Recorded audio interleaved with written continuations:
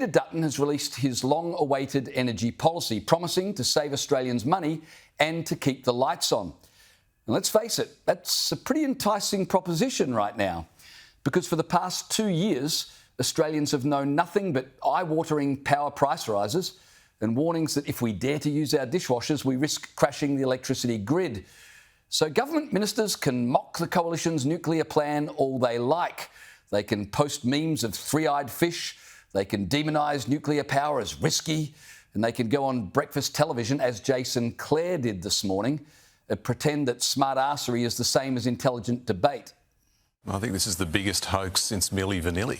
You know, this is never, ever going to... And apologies to all the kids out there. Ask your mum, ask your grandma about that. This is never going to happen. Just like every one of Peter Dutton's other policies, this thing, I reckon, has got the shelf life of a seafood milkshake. Give it a couple of days and we'll realise it's all off. This is a dog of a policy, and I suspect that Australians know it. God help us. That's how a senior government minister talks to the public about the most pressing issue in the country today. Talk about condescending.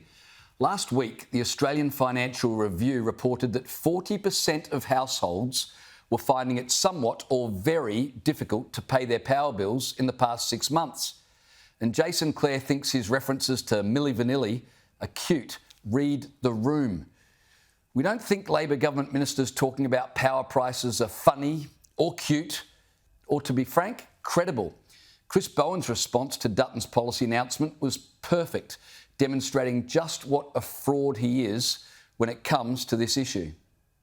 Well, the day is finally here. The Liberal Party's released their nuclear costings, and now we know why they were so reluctant to put them out, because they just don't add up. They want us to believe that the most expensive form of energy ever known will somehow lead to cheaper energy. And they've had to make some pretty wild assumptions. Bowen is sitting in a suit in a children's playground pretending to be reading news of Dutton's announcement on his phone.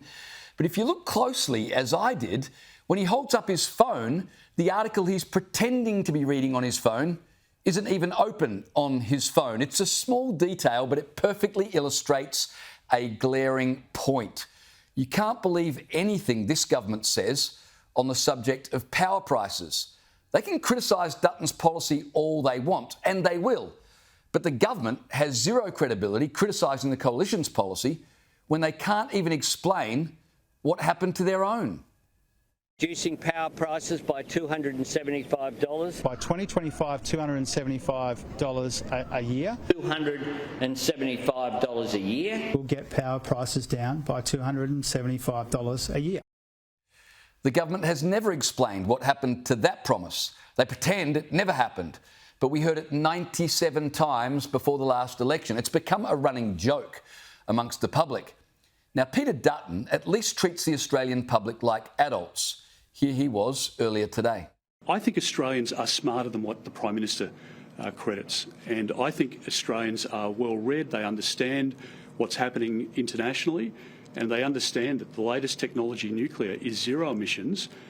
It's going to provide 24/7 baseload power so we don't get the Labor blackouts, and it's going to bring prices down by 44% compared to Labor's cost, which will be the difference between families being able to pay their bills and not. Dutton's argument is pretty simple. Labor's ideological obsession with renewables only is destroying our energy grid and with it our standard of living. That's not up for debate. We all know it's true because we've all sold kidneys to afford our power bills. No country in the world has a power grid reliant wholly on sun and wind. You need baseload power to ensure reliability. And if we want net zero emissions, as our overlords at the United Nations demand, then nuclear power is the way to do it. And independent modelling by Frontier Economics, a company used many times by the Labor government, forecasts the coalition's nuclear plan will come in at $264 billion cheaper than the government's renewables-only plan.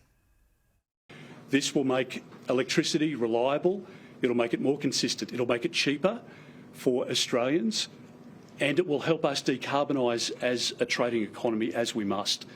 And the fact is that we can deliver a plan which is going to keep the lights on, and we have a plan and a vision for our country which will help grow businesses, not close them down, as is currently happening under this government. I know that there are many Australians at the moment, in fact 560 a week, families who are going on to payment plans or experiencing hardship when it comes to paying electricity bills under the Albanese government. Now, between now and next year's election, due by May, Australians are going to be subjected to a non-stop argument over whose costings are correct. And for most people, well, they don't know. What they do know is they're paying a huge amount for their electricity, despite the government's insistence that prices were going to be lower if we trusted them. And Peter Dutton, at his press conference today, had this warning that I think will strike home for a lot of people. But the most tragic part is that it's going to get much worse if Mr Albanese is elected, particularly in a minority government situation. And what we've looked at is the experience of every developed country around the world.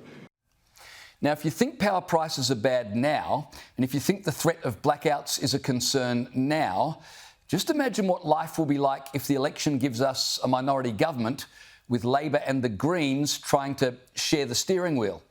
Have a listen to the phrase Chris Bowen used to describe Dutton's plan earlier today. Today, Peter Dutton has delivered a Christmas con job. A Christmas con job. I heard him say that and I thought, I've heard that somewhere before.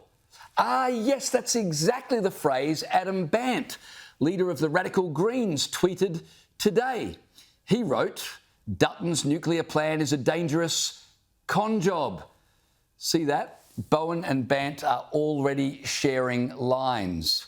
Can you imagine what happens to your electricity bills if they share power after the election?